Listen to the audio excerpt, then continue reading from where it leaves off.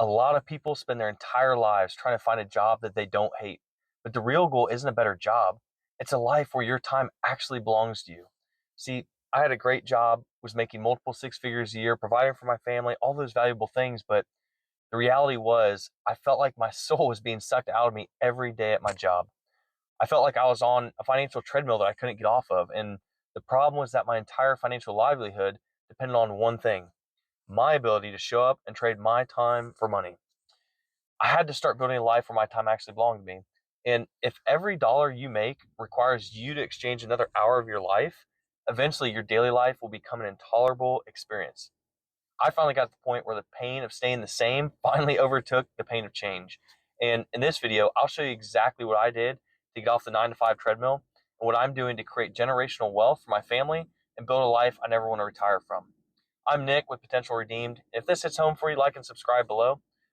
So the three main things that are building financial freedom for me are mindset shifts around money, skill sets that actually provide value in the marketplace and can increase your income, and then investing in assets that actually work in this generation. So the first investment you need to make is not real estate, it's not cryptocurrency, the stock market. The first investment I made was investing in myself. Because every other investment depends on your ability to create an income, make decisions, recognize opportunities.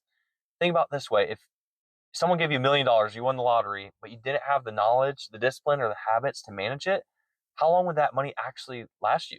For many people, it wouldn't be long. Money doesn't create wealth. The person who knows how to use money is what creates wealth. So let's dive into the first part: mindset.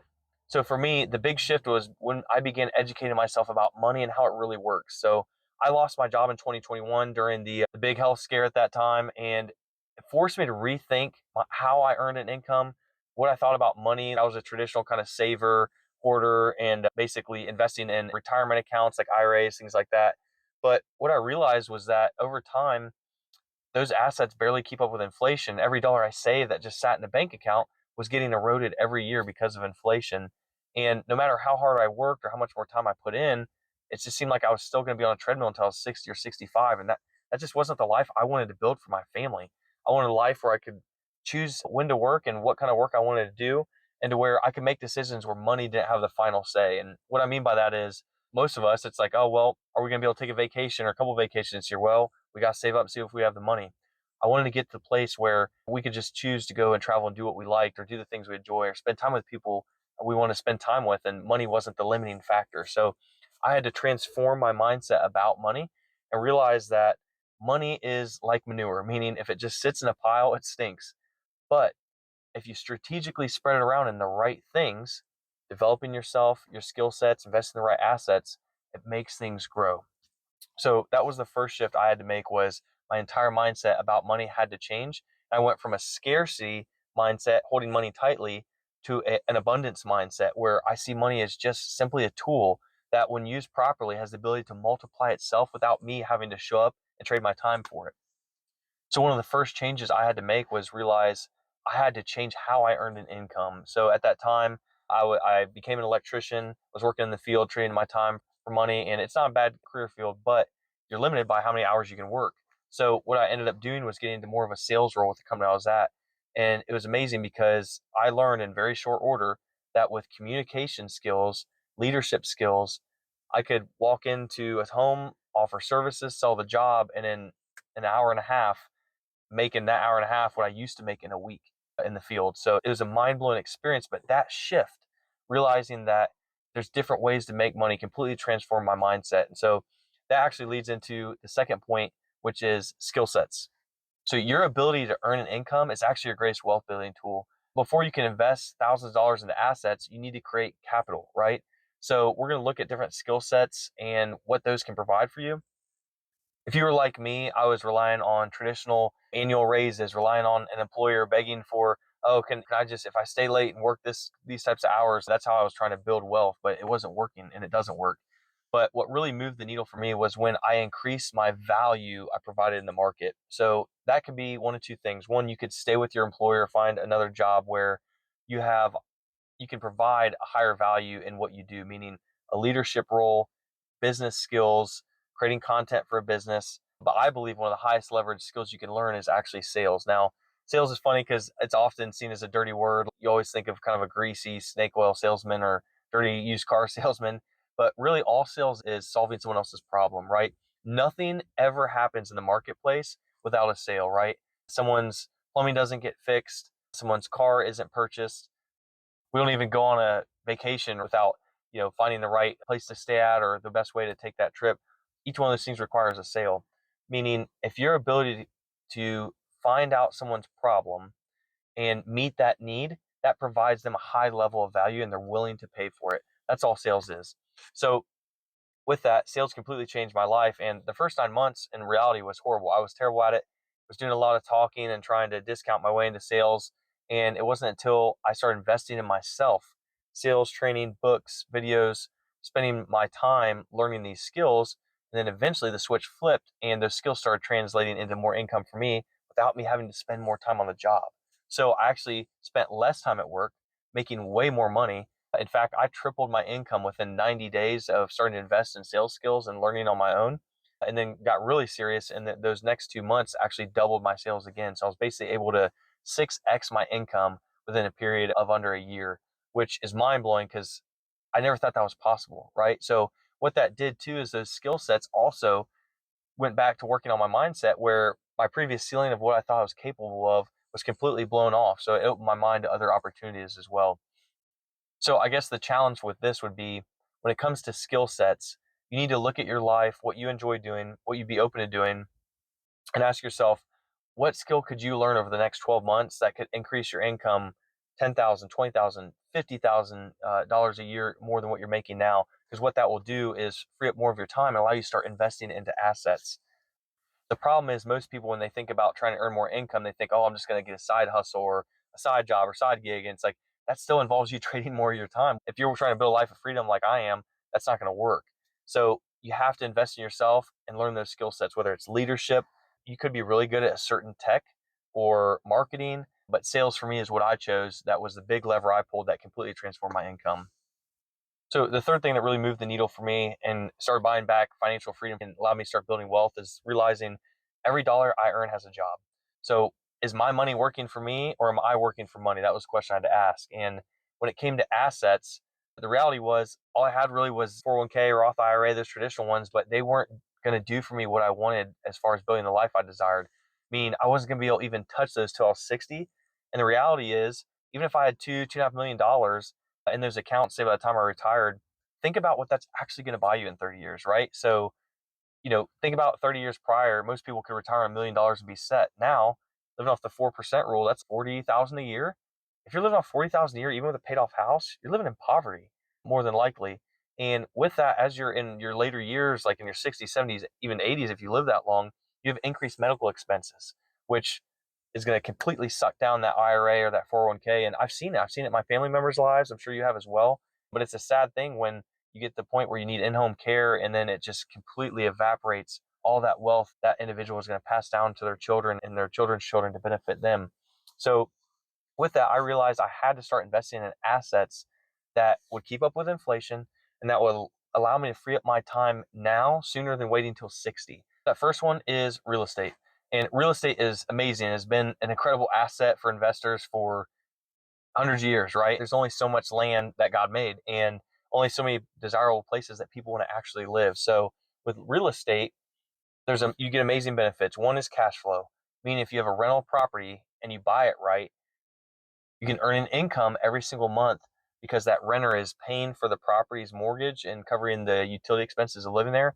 But also, when you price that rent, it gives you money off the top to start building cash flow. And cash flow built over time is what will buy back your time so that way you don't have to show up to a 9 to 5 job. The other aspect of real estate that I love, this is probably one of my favorite, is appreciation, meaning over time, it's an asset that because it's scarce increases in value over time. So the amazing thing is if you buy a property, you put some money down of some kind, equity, you have equity built in the property, the tenant is slowly paying down that mortgage while your appreciation is increasing every single year. So your equity is being built without you ever having to show up, right? Or even if you manage your own properly, it's still relatively passive depending on how you set up your systems. But I have a property manager personally because I want to trade less of my time with these assets. But as this happens, your equity grows and the worth of that asset increases. So it's literally like someone else is building your retirement account for you. It's amazing. All while you get the cash flow every single month, and you get tax benefits, tax breaks that we don't have to go time to go into in this video, but it turns a lot of that cash flow into tax-free income. The amazing thing with real estate too is you don't have to have hundreds of thousands of dollars or even tens of thousands of dollars to start. You can use leverage using other people's money, hard money lenders, banks, even seller financing. There's a whole training I do in my coaching program that goes through this. And if that's something you're interested in and learning how to build wealth in this generation, check out the link below.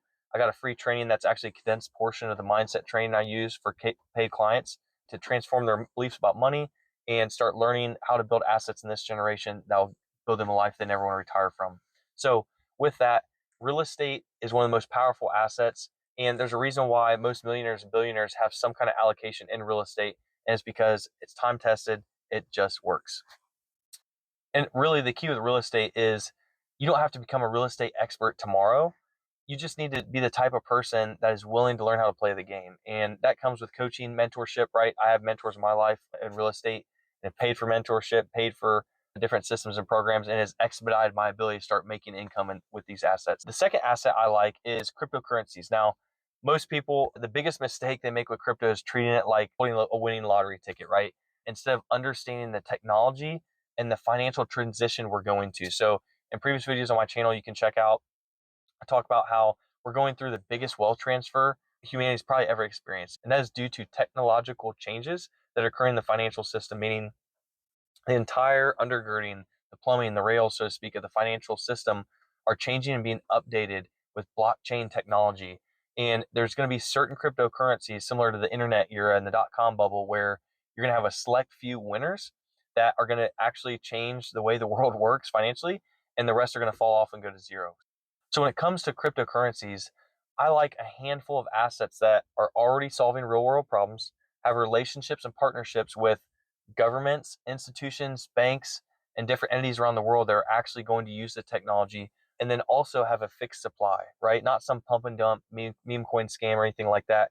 I'm talking utility assets like XRP, like Stellar's XLM, there's HBAR, XDC, there's others, right? But these are just some of the ones I personally invest in. And in previous videos, I talked about how one of the most powerful strategies I've done with cryptocurrencies is simply dollar cost averaging, right? So where in cryptocurrency, if you study it, there's typically 4-year cycles based on money printing, interest rates, things like that, that basically, as we're coming into a bear market and are currently in right now, where prices are really low, every paycheck, I use a certain percentage of my paycheck to invest in these assets. And then as the prices start to rise, I pull back on my purchases. And as they hit certain percentage points and targets that I have, I start to pull profits steadily. So it allows you to make money over time. And what I use with cryptos is I don't just pull that money to sit it in cash.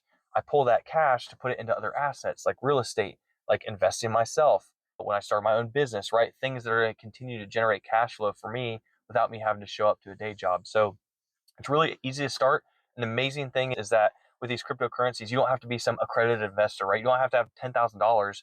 You can literally start with $10 or a few $100s, and it gives the average person leverage and the ability to invest side by side with the institutions, stacking our pennies next to their dollars to build a portfolio of assets that are completely going to change the financial landscape by the year 2030 and are already starting to be implemented now. So the good news is with cryptocurrencies is you're still early. So overall, if we package all these together, what are the main takeaways, right? The first thing is change your mindsets about money. Read books, educate yourself. Rich Dad, Poor Dad, The Cash Flow Quadrant. There's so many different books and trainings out there that you can use to really understand how money works and get out of this scarcity mindset to create an abundance mindset of how you think about money and the way you earn it. So what I would do if I was you in the next 90 days, change your mindset about money. Take that free training link below. That'll be a Kickstarter for you. Start to find ways where you can build more value in the market. So learning new skills, even if it's just simply improving your communication leadership skills, those will do wonders for you. Whoever can lead people and communicate will be forever wealthy. With that, the next phase is establishing kind of like your baseline, right? So cut back on consumer debt, right? The only debt you should be using should be to acquire assets. And that's something I teach about in my coaching course if you're interested in. But then also have an emergency fund, right? So for me, yeah, holding cash isn't ideal, but having cash for emergencies is good, or a rainy day fund. One thing to keep in mind is a lot of people are, including myself, holding an emergency fund in precious metals, gold, silver, because those aren't like fiat currencies that just wither away every year with inflation, but they actually hold their value over time. And then what you need to do is start researching, okay, what assets do I want to start investing in? And really it comes down to what kind of life do you want to build, right? I know some people, some of my real estate mentors, they completely were able to get out of their day job in 5 or 6 years. But what they did is essentially made real estate a full-time job, but they had to work less for it, right? Maybe they're only working 10 out, 20 hours a week, but they're still managing their own properties, those sort of things. I'm using real estate as more of a passive income engine, and same with the cryptocurrencies. And then I have my own business like coaching and in-home services where those are my other engines where I'm not trading my time for money. I'm building a team with my coaching. It's providing value for people where I work with select clients that are motivated. But essentially, what you have to do is pick the assets that will build the kind of lifestyle you want. For me, that was real estate, cryptocurrencies, and having my own company. So, with that, all those things combined, implemented in a proper manner over time, will start to buy back your time where you don't have to show up and trade it to someone else for a paycheck. The amazing feeling comes when the concerns about putting food on the table, you don't have to, that's not a worry you have anymore. And work ends up becoming an optional thing, which is amazing feeling. So if this is something you're interested in or you want to get started learning how to invest in assets, or you could be on any phase of the spectrum. You could be, hey, I need to update my money mindset so I can just get started. Cool.